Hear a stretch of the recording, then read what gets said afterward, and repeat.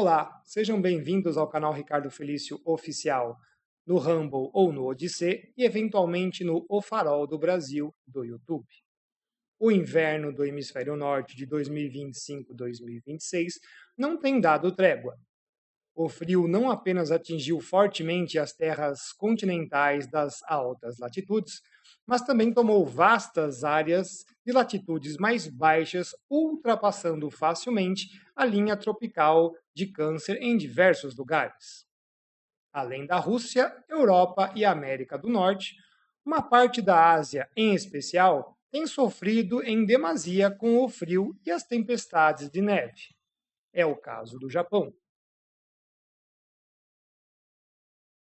Enquanto os Estados Unidos recebiam uma das maiores massas de ar frio dos últimos 40 anos, entre os dias 23 a 25 de janeiro de 2026, algumas áreas do Japão já estavam sob a influência de temperaturas próximas ou abaixo de 0 graus Celsius desde praticamente a virada do ano. Isto era esperado para o período, tendo em vista que, climatologicamente, o mês de janeiro é considerado o mais frio no país. Mas, novamente, o que se destacou foi a severidade verificada no período, expressa tanto pela persistência dos fenômenos quanto pela intensidade. A estação sazonal de inverno do Japão fica sob a influência das massas frias provenientes do Ártico, via Sibéria, ou seja, a mais fria do hemisfério norte e uma das mais frias do mundo.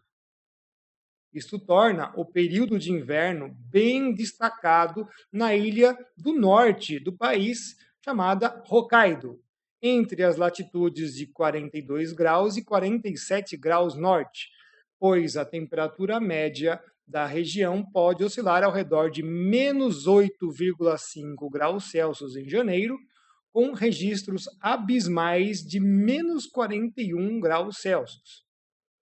Analogamente às outras regiões do mundo do hemisfério norte, observamos que a quantidade de neve precipitada nessa região do Japão também foi uma das maiores dos últimos 40 anos. Em alguns lugares, os totais alcançaram 183 centímetros, ultrapassando a marca de 175 centímetros de 1986. Mas, extraoficialmente, há registros com alturas muito maiores cobrindo ruas inteiras até a metade de postes de iluminação pública.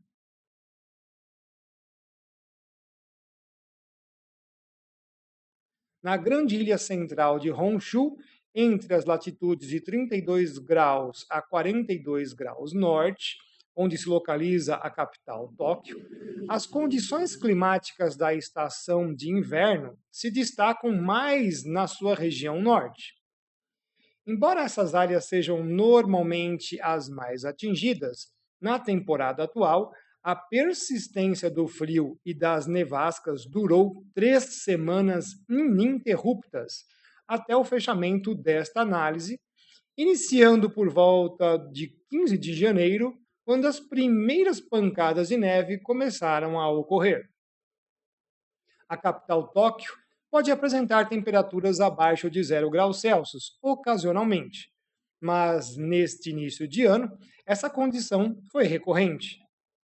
Por dias seguidos, os termômetros marcaram temperaturas negativas persistentes, especialmente entre 7 a 9 de fevereiro, quando os valores estiveram entre menos 3 a menos 1 grau Celsius.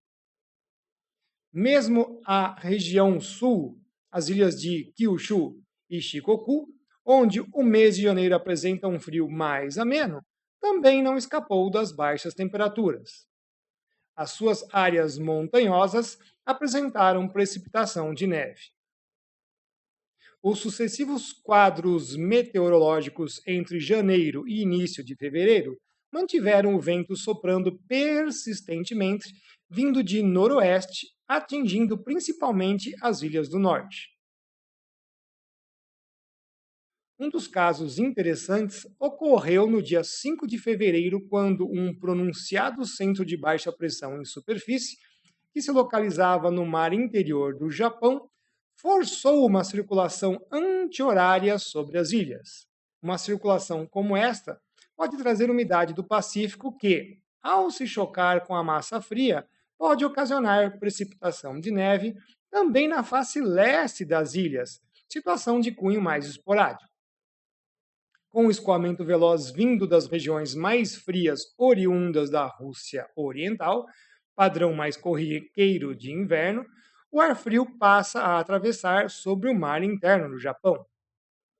Embora as águas estejam mais frias, ainda há uma considerável carga de umidade disponível para ser transportada pela atmosfera em sentido às ilhas, precipitando em forma de neve. A evolução atingiu seu clímax entre os dias 7 a 10 de fevereiro de 2026, quando as temperaturas na Ilha do Norte caíram para menos 11 graus Celsius. Na ocasião, foram registradas novas intensas nevascas em vários lugares do Japão. Pode-se observar diversas bandas de nuvens de baixa e média altitudes que depositaram parte desta carga de neve sobre as ilhas durante esses dias. De fato, a continuidade do frio por 3 semanas foi algo notável. Mesmo as regiões já habituadas com a presença de neve no inverno foram também surpreendidas, pois os totais superaram de longe o dobro esperado de neve acumulada para esse período. Acompanhe o carrossel dos recortes das imagens do satélite geoestacionário japonês Himaue 9, banda 13 infravermelho, do dia 8 de fevereiro 22Z a 10 de fevereiro 2Z em 2026.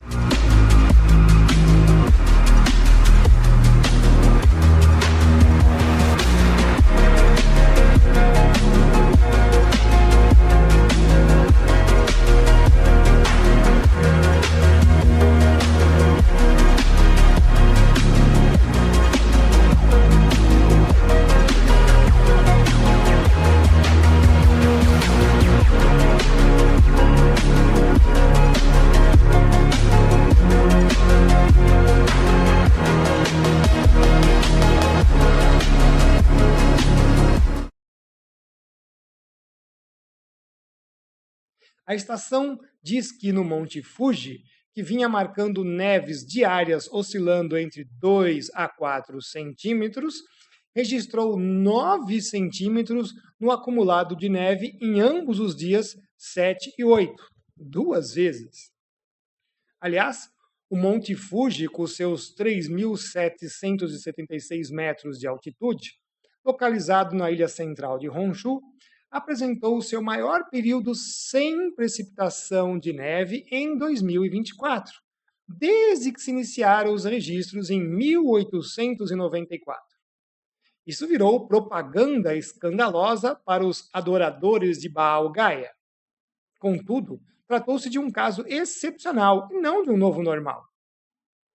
No período atual, sua primeira nevasca começou dentro da normalidade no mês de outubro, com grande intensidade, inaugurando o processo que eles chamam de pintura do cume de branco, que ocorre por toda a estação sazonal de inverno, tendo em vista que, geralmente, no verão, o gelo pode sim desaparecer. Quem define a primeira precipitação de neve oficial é o Observatório Meteorológico de Kofu. A avaliação é visual, quando o cume se torna branco ao ser observado diretamente da cidade de Kofu, na província de Yamanashi.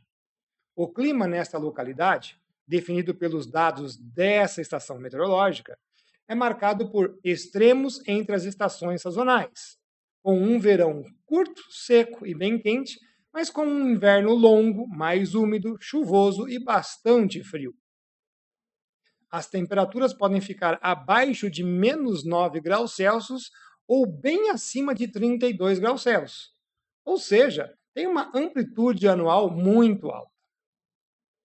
Já o Monte Fuji, a mínima chega aos menos 23 graus Celsius, bastante agradável, em janeiro, e 9,5 graus Celsius em agosto, permitindo o derretimento total do gelo, temperaturas mais elevadas.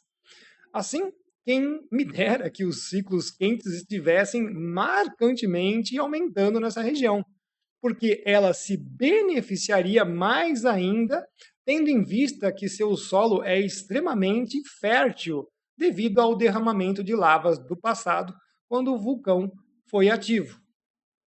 Isso seria muito bom. Vale lembrar que os alarmistas gostam de usar esses casos observados em acidentes geográficos notáveis como provas, ou na verdade propagandas, das bobagens climáticas, relevando que a massa de gelo temporária do lugar em questão apresenta ciclos decadais e até seculares, dependentes da umidade disponível e do domínio da circulação atmosférica regional, bem como o posicionamento variável da linha de 0 °C em altitude. Tudo isso muda. Se os nossos telespectadores realizarem uma simples pesquisa na internet, verão diversas manchetes falando do caso de 2024, incluindo as pesquisadas pela imoral inteligência artificial dos navegadores. Mas não verão nenhuma citação sobre os recordes de gelo acumulado. Por que será? As IAs tendem a servir a causa ou a verdade? Quem adiciona os seus em gramas? Será que ela é realmente autônoma, como alardeiam? Então tá bom. Com semanas de frio e nevascas contínuas, as cidades e vilas ficaram cobertas por metros de neve acumulada, com severidade na região norte, onde foram registrados 45 óbitos e 400 feridos. Aeroportos foram fechados nos períodos mais intensos e ferrovias registraram atrasos consideráveis, algo inusitado para o Japão, exigindo árduo trabalho das equipes para liberarem os trilhos da neve. Isto contribuiu para o isolamento das pessoas, pois muitos moradores, especialmente os idosos, tiveram que acionar os sistemas de defesa civil para poderem até mesmo sair das suas casas ou poderem se locomover. As autoridades se mobilizaram para remover até 1 metro de neve que se acumulava sobre os telhados das residências. Muitas dessas passaram por perigos reais de desabarem com o peso. Mas ainda sobre esse mesmo tema, tivemos que aturar outra estupidez sem precedentes, pois noticiários aqui no Brasil publicaram que as autoridades meteorológicas do Japão teriam alertado a população sobre os riscos de queda de neve acumulada de telhados, formação daqueles pingentes de gelo e avalanches devido às, aspas, temperaturas relativamente quentes para esta época do ano em algumas partes do país, fecha aspas. Claramente, isso é patético, pois o gelo vai manter a temperatura análoga à do ar, que nas semanas em questão estavam negativas. Então estavam prevendo uma coisa mais para o futuro e os caras distorceram o assunto. Assim, em tempos onde as temperaturas permanecem muito abaixo de zero e com nevascas quase que diárias, como é o caso recente do Japão em 2026, as cidades apresentam dois grandes problemas em relação à neve.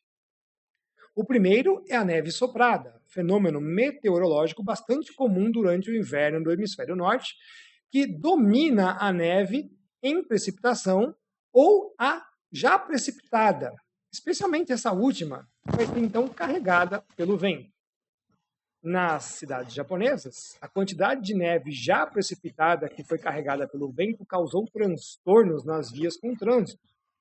Mesmo brisas bem leves foram suficientes para carregar os flocos até 6 metros de altura, reduzindo drasticamente a visibilidade. Os flocos são muito, muito leves mesmo. O segundo problema que tem afligido os moradores, e pouca gente fala sobre eles, especialmente aqueles moradores das pequenas cidades e vilas, é o congelamento posterior da neve precipitada. Com as condições perenes de temperaturas muito baixas daquelas semanas, os dendritos de neve, as estrelinhas, aquelas coisinhas bonitinhas, começam a se aglutinar, mas sem fusão. Esse processo ocorre naturalmente e vai compactando a neve, tirando então o ar e se prende em forma de grandes bolhas. O resultado é a transformação dos leves flocos em gelo sólido que vai se compactando cada vez mais. Isso sim vai se tornar um problema por causa do peso quando se tratam de telhados, mas também oferece perigo de escorregamento quando envolvem as superfícies carroçáveis ou as calçadas. Gostaria de fazer o agradecimento aos nossos apoiadores, ao Sr. Celso, a Senhora Marina, a Maria Tereza, a Ana Paula, a Camila e a Cíntia. Meu muito obrigado por todos vocês. Ao pessoal do Apoia-se, ao Antônio, a Amanda, o Edmundo, a Elci, a Iriane Bonotto, a Iriane Santos, o José Luiz, a Lúcia, o Marcelo, a Michelle, o Nelson, a Roberta. Meu muito obrigado. Um agradecimento especial ao Dr. Roberto Zeballos e aos nossos colaboradores. Para os pais que querem iniciar os seus filhos no estudo da palavra, a Bíblia em quadrinhos. Considerem você também fazer parte dos apoiadores desse trabalho voluntário que persiste por mais de 20 anos. Estou orando por todos vocês. Meu muito obrigado.